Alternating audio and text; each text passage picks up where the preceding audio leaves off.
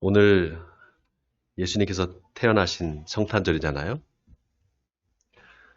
사람들은 이 메시아가 왕족으로 태어나거나 적어도 제사장 가문에서 태어날 거다 그렇게 생각했습니다.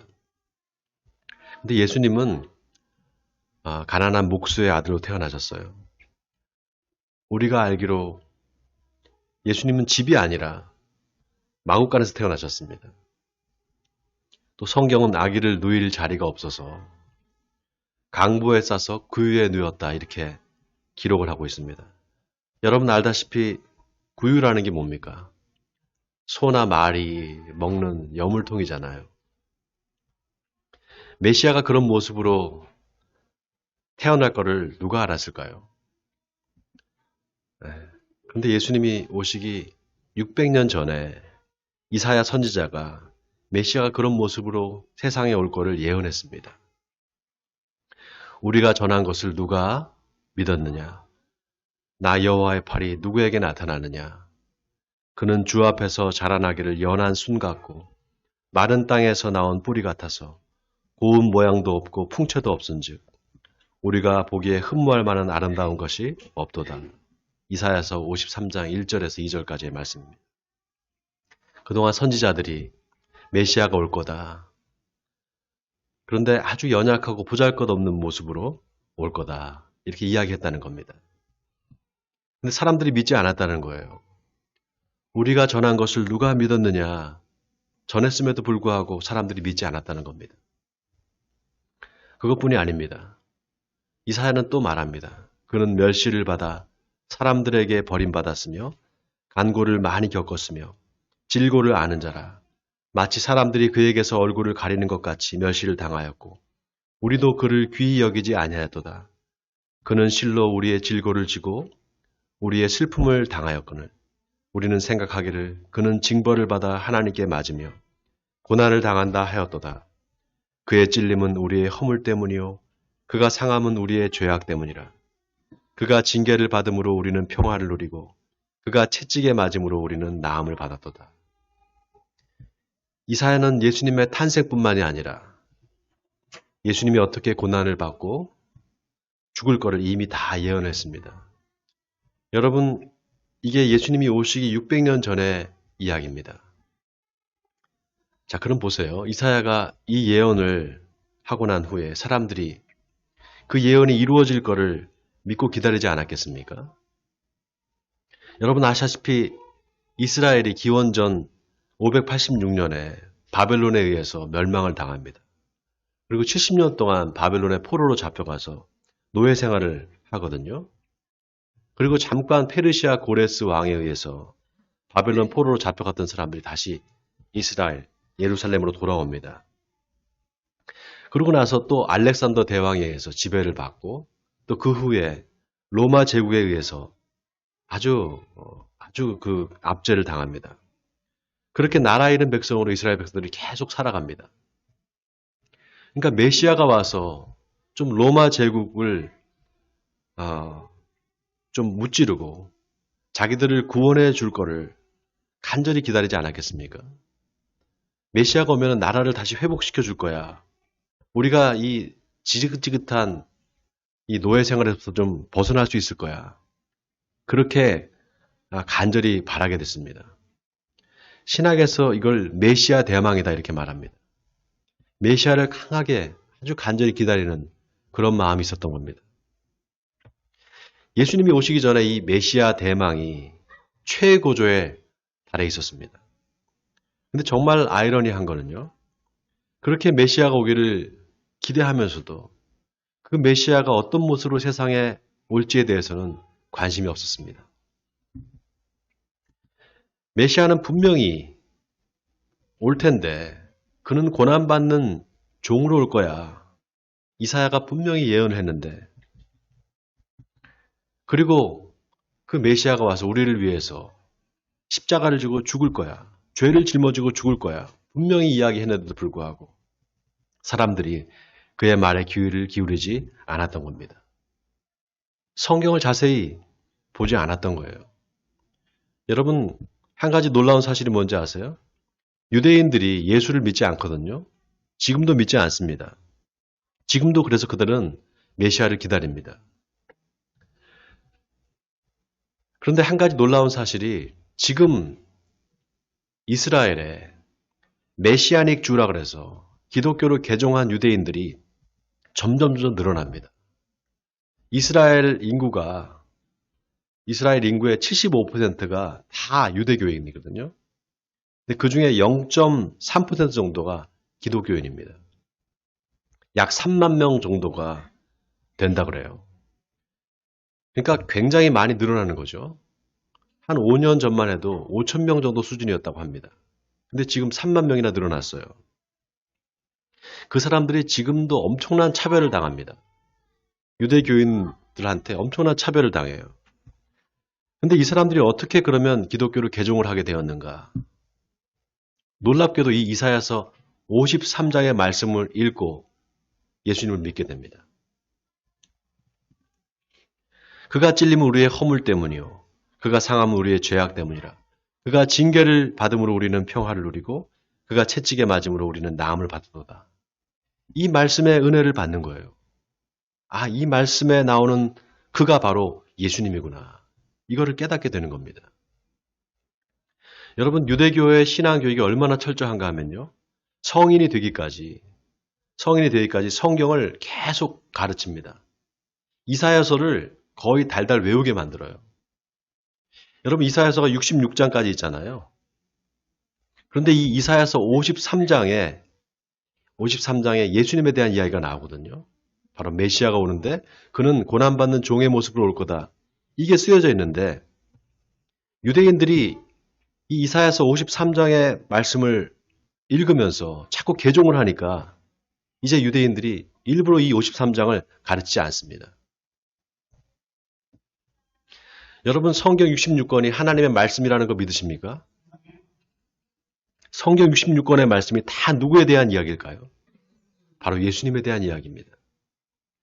39권, 구약 39권의 말씀은 오실 예수님에 대한 기록입니다. 신약 27권의 말씀은 오신 예수님, 그리고 다시 오실 예수님에 대한 이야기입니다. 자, 오늘이 성탄절인데 예수님이 세상에 오신 건 하나님의 말씀을 이루기 위해서입니다. 그냥 오신 게 아닙니다. 갑자기 오신 게 아니에요. 지금까지 계속해서 말씀하신 것, 선자의 입을 통해서 말씀하신 그 말씀을 이루기 위해서 이 땅에 오신 겁니다. 여러분 아멘입니까? 그런 의미에서 예수님의 탄생은 2000년 전에 일어났던 과거의 사건이 아닙니다. 왜냐하면 아직도 세상에는 믿지 않는 사람들이 많기 때문입니다. 그 사람들은 하나님의 말씀을 믿지 않기 때문에 당연히 말씀이 이루어질 것도 믿지 않겠죠. 그러니까 그들에게 예수님은 아직 태어나신 게 아닙니다. 그렇지 않습니까? 하나님의 말씀을 믿지 않는데 예수님이 오실 걸 믿겠습니까? 그러니까 아직 그 사람들한테는 예수님이 오지 않은 거예요. 아직 태어나지 않은 겁니다. 오직 말씀이 이루어질 것을 믿는 사람들만이 예수님의 탄생을 기뻐하고 맞이할 수가 있는 것입니다. 그런 의미에서 오늘 본문은 예수님이 탄생이 갖는 의미가 무엇인지를 분명하게 이야기해 줍니다. 자, 오늘 본문을 보면 예수님께서 세상에 태어나실 때 천사가 그 탄생의 소식을 전합니다. 그런데 누구한테 전하는가 봤더니 목자들한테 전해요. 자, 다 같이 8절과 9절을 우리 같이 한번 읽어보겠습니다. 시작. 그 지역의 목자들이 밤에 밖에서 자기 양떼를 지키더니 주의 사자가 곁에 서고 주의 영광이 그들을 두루 비치매 크게 무서워하는지라. 자, 누구한테 전했다고요? 목자들한테 전했습니다. 여러분 이상하지 않습니까? 왜 하필 목자들일까요? 농부들도 있고 상인들도 있고 또 귀족들도 있고 제사장들도 있지 않겠습니까? 그런데 왜 하필 천사가 목자들한테 나타나서 소식을 전했을까요? 더 놀라운 게 천사가 소식을 전할 때 목자들이 뭘 하고 있는가 잘 보세요. 자, 다 같이 8절을 다시 읽어보겠습니다. 시작. 그 지역의 목자들이 밤에 밖에서 자기 양떼를 지키더니. 자, 목자들이 지금 뭘 하고 있습니까? 자기 양떼를 지키고 있었다는 거예요. 여호와는 나의 목자시니 내게 부족함이 없으리로다. 그가 나를 푸른 풀밭에 누이시며 쉴 만한 물가로 인도하시는도다. 내 영혼을 소생시키시고 자기 이름을 위하여 의의 길로 인도하시는도다. 내가 사망의 음침한 골짜기로 다닐지라도 해를 두려워하지 않을 것은 주께서 나와 함께 하심이라. 주의 지팡이와 막대기가 나를 안위하시나이다. 하나님이 우리의 목자가 되시고 우리는 그의 기르는 양이라는 다윗의 고백입니다. 바로 시편 23편의 말씀이죠. 그러니까 오늘 본문의 천사가 목자들한테 나타나서 예수님의 탄생 소식을 전했다는 게 이게 뭔가 전하고 싶은 메시지가 있는 겁니다. 그 목자가 양을 치는 목자가 아니라 바로 하나님의 자녀들을 가르치는 목자, 말씀의 종이다 이 뜻입니다. 그것도 목자라고 다 목자가 아니라 밤새 자기 양떼를 지키고 있는 목자들입니다. 늑대가 와서 자기 양을 물어가도 신경도 쓰지 않는 싹군 목자가 아닙니다. 밤새 깨어서 양떼를 지키고 있는 목자들이에요. 그 목자들한테 천사가 나타나서 예수님의 탄생 소식을 알려주는 겁니다. 자, 천사가 뭐라고 말하는가? 다 같이 10절과 11절을 우리 같이 또 읽어보겠습니다. 10절, 11절입니다. 시작. 천사가 이르되 무서워하지 말라. 보라, 내가 온 백성에게 미칠 큰 기쁨의 좋은 소식을 너희에게 전하노라. 오늘 다윗의 동네에 너희를 위하여 구주가 나셨으니 곧 그리스도 주시니라. 자, 여기 온 백성에게 미칠 큰 기쁨의 소식. 여러분 여기 기쁨의 좋은 소식 여기에 밑줄 치시기 바랍니다. 좋은 소식, 헬라어로 유앙겔리온, 바로 복음입니다.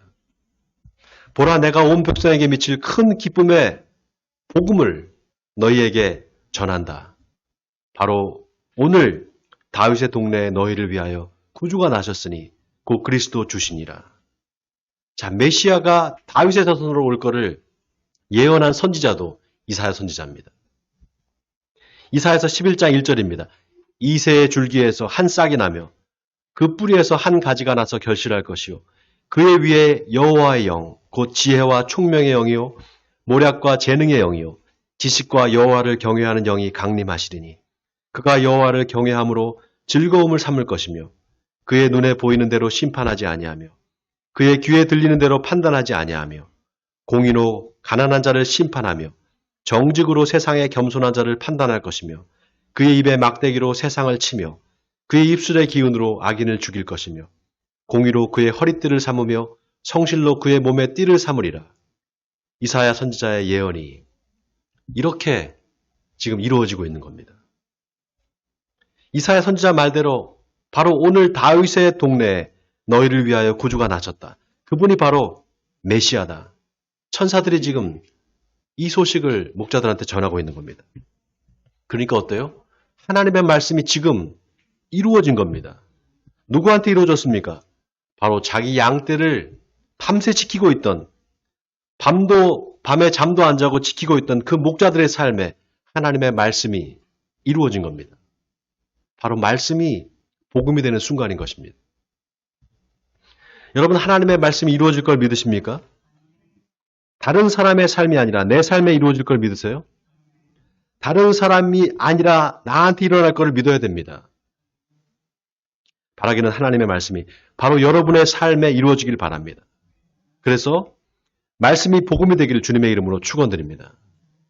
자, 오늘 본문의 천사들이 목자들한테 예수님의 탄생 소식, 복음의 기쁜 소식을 전하면서 뭐라고 말합니까? 12절에 보니까 너희가 가서 강보에 쌓여 구류에 누워있는 아기를 보리니 이것이 너희에게 표적이라 하더니 이렇게 나와 있습니다. 자, 이것이 너희에게 표적이다. 여기 표적이라는 말이 나옵니다. 영어로 sign입니다. sign. 여러분, 그동안 표적이라는 말을 우리가 좀 나쁜 뜻으로 생각을 하잖아요. 나쁜 뜻으로 생각을 했잖아요. 왜냐? 유대인들이 자꾸 표적을 구한단 말이죠. 예수님한테. 예수님께서 그 표적을 구하는 유대인들한테 이 패역한 세대가 표적을 구하나 내가 너희에게 보여줄 표적은 오직 요나의 표적밖에 없다 이렇게 말씀하시잖아요. 그렇게 유대인들은 자꾸 표적을 구했습니다. 그런데 예수님께서 수많은 표적을 보여주셨는데도 불구하고 그들은 믿지 않았습니다. 오히려 예수님을 십자가에 못 박아 죽이라고 외쳤습니다. 수많은 표적을 보여주셨음에도 불구하고. 여러분, 이건 뭘 말하는 겁니까? 표적이 믿음을 만들어내지 못한다는 겁니다. 이 말은 어떤 신비한 체험을 우리가 했다고 해서 예수를 믿게 되느냐? 아니라는 거예요. 여러분, 제가 늘 강조하지만 신앙에 있어서 체험이 참 중요합니다. 그런데 체험이 먼저가 아닙니다. 뭐가 먼저입니까? 믿음이 먼저예요. 체험을 통해서 믿는 것이 아니라 믿으면 하나님께서 그 믿는 사람한테 체험을 주시는 겁니다. 여러분, 아멘입니까? 이 순서가 정말 중요합니다. 우리가 하나님의 말씀이 이루어질 줄을 믿을 때 하나님이 우리의 믿음의 증표로 표적을 주시는 거예요. 그래서 표적은 구하는 게 아닙니다. 그냥 하나님이 주시는 거예요. 믿음의 선물로 주시는 겁니다. 천사가 목자들한테 너희가 가서 강보에 쌓여 구유에 누워있는 아기를 보리니 이것이 너에게 표적이니라 그랬습니다. 목자들이 표적을 구한 게 아니었잖아요. 하나님이 밤새 양떼를 지키던 목자들한테 믿음의 선물로 표적을 주신 거예요. 바로 하나님을 경외하고 하나님의 말씀을 믿는 목자들, 또 하나님의 자녀들을 어떻게 해서든지 말씀으로 양육하기 위해서 애쓰는 그 목자들한테 하나님께서 표적을 보여주시는 겁니다. 자, 천사가 목자들한테 너희가 가면은 강보에 쌓여 구유에 누워있는 아기를 볼 텐데 이것이 너희한테 표적이다. 이 말을 할 때 갑자기 수많은 천군과 천사들이 나타납니다. 자, 오늘 본문 13절과 14절을 우리 같이 또 읽어보겠습니다. 13절, 14절입니다. 시작. 호련히 수많은 천군이 그 천사들과 함께 하나님을 찬송하여 이르되 지극히 높은 곳에서는 하나님께 영광이요 땅에서는 하나님이 기뻐하신 사람들 중에 평화로도 하니라. 자, 여기 지극히 높은 곳에서는 하나님께 영광이요 땅에서는 하나님이 기뻐하신 사람들 중에 평화로다. 여러분 잘 보세요. 땅에 있는 모든 사람들이 아닙니다. 땅에 있는 모든 사람들이 아니에요. 하나님이 기뻐하신 사람들이에요. 하나님이 기뻐하신 사람들 중에 평화로다 그랬잖아요. 자, 여기 하나님이 기뻐하신 사람들이 누굴까요? 어떤 사람들이 하나님이 기뻐하신 사람들일까요? 바로 하나님을 기쁘시게 한 사람들입니다. 하나님을 기쁘시게 하는 사람들이에요. 그러니까 하나님이 기뻐하신 사람들이잖아요. 어제 설교 시간에 하나님이 우리한테 믿음을 주신 이유와 목적이 있다 그랬죠? 여러분 기억하십니까? 그게 뭐라 그랬습니까? 네. 하나님을 기쁘시게 하기 위해서요. 하나님 우리에게 믿음을 주신 이유는, 궁극적인 이유는 우리가 고난을 이기기 위해서 믿음으로 고난을 이겨내라. 그래서 주신 게 아니라 그랬잖아요. 물론 그것도 그렇습니다. 그러나 그건 궁극적인 이유가 아니에요. 하나님 우리에게 믿음을 선물로 주신 이유는 그 믿음을 통해서 하나님을 기쁘시게 하기 위해서입니다. 그렇기 때문에 오늘 이 본문이 참 의미심장합니다. 여러분 기억나시죠? 믿음이 없이는 하나님을 기쁘시게 하지 못하나니 하나님께 나아가는 자는 반드시 그가 계신 것과 또한 그가 자기를 찾는 자들에게 상 주시니침을 믿어야 할지니라 그랬잖아요. 믿음이 없이는 하나님을 기쁘시게 하지 못한다는 말이 바꿔 말하면 우리 신앙의 목적이 하나님을 기쁘시게 하는 거다 그랬습니다. 하나님을 기쁘시게 한다. 다른 말로 하면 하나님께 영광을 돌린다 이 뜻입니다. 하나님께 영광을 돌린다는 건 뭔가? 하나님이 하신 일을 하나님이 하셨다고 인정하는 겁니다. 자, 하나님께 영광을 돌린다는 게 뭐라고요? 하나님이 하신 일을 하나님이 하셨다고 인정하는 거예요. 여러분한테 아들이나 딸이 있어요. 그런데 얘들이 공부를 잘해서 학교에서 우승상을 받아오는 거예요.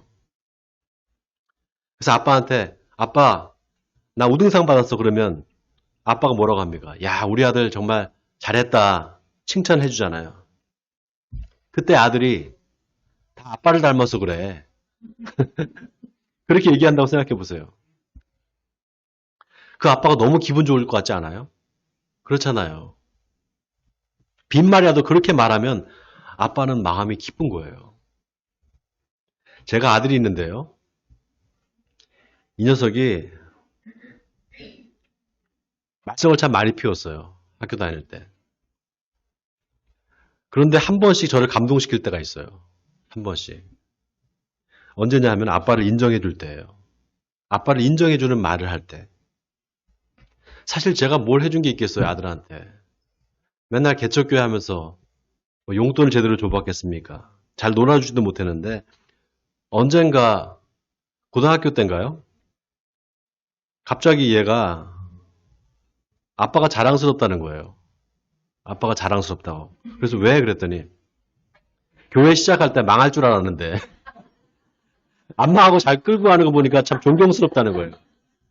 그러면서 또 엄마랑 싸우지 않고 사이좋게 잘 지내는 거. 그게 고맙다 그러더라고요. 그래서 제가 나도 고맙다. 잘 커줘서 고맙다 이렇게 말했습니다. 여러분 우리 하나님이 그런 분이에요. 하나님 우리한테 원하시는 게 뭐 큰 게 아닙니다. 하나님을 인정하는 거예요. 하나님이 하신 일을 하나님이 하셨다고 인정할 때 하나님 기뻐하세요. 제일 기뻐하십니다. 하나님이 아담한테 당신이 창조한 피조물들을 하나씩 이끌어 와요. 아담이 다 이름을 지어줬다 그랬잖아요. 그게 뭡니까? 하나님이 하신 일을 인정하는 거예요. 하나님이 하신 일에 감탄하는 겁니다. 진짜 하나님, 어떻게 이렇게 아름다운 꽃을 만드실 수가 있어요? 어떻게 이렇게 예쁜 동물들을 만드실 수가 있어요? 정말 하나님 대단하세요. 이렇게 하나님의 창조를 기뻐하고 감탄하고 감사하는 거. 하나님께서 그걸 제일 기뻐하십니다. 여러분 아멘입니까? 여러분 그게 어려운 일입니까? 전혀 어려운 일이 아니에요. 세상에 그것만큼 쉬운 일이 어디 있겠어요? 내가 한 것도 아닌데 하나님이 하셨잖아요. 하나님이 하셨으니까 그거 감사합니다. 이게 뭐가 어렵겠어요? 천사가 목자들에게 전한 복음이 바로 그런 겁니다. 하나님이 세상을 이처럼 사랑하사 독생자를 주셨으니 이는 그를 믿는 자마다 멸망하지 않고 영생을 얻게 하려 하심이라. 믿는 자마다 영어로 whoever입니다. whoever 누구든지 다 인종과 나이와 성별을 초월해서 누구나 다 하나님이 하신 일 바로 우리를 위해서 당신의 아들 독생자를 이 땅에 보내주셔서 우리의 모든 죄를 짊어지고 죽게 하신 일 그리고 다시 3일 만에 부활하게 하신 그 일을 믿기만 하면 모든 사람들을 다 구원해 준다는 겁니다. 그거 인정하는 게 뭐가 어렵겠습니까? 오늘 천사가 지극히 높은 곳에서는 하나님께 영광이요 땅에서는 하나님이 기뻐하신 사람들 중에 평안하다 그랬습니다. 하나님이 기뻐하신 사람들이 누군가? 바로 하나님이 하신 놀라운 일, 바로 당신의 아들을 이 땅에 보내주셔서 십자가를 지고 죽으심으로 우리의 모든 죄를 사해 주신 그 일을 믿는 사람들 중에 평안하는 것입니다. 사랑하는 성도 여러분, 바라기는 저와 여러분이 하나님이 기뻐하시는 사람들이 되기를 바랍니다. 그래서 하나님이 주시는 평화가 저와 여러분에게 임하기를 주님의 이름으로 간절히 축원드립니다.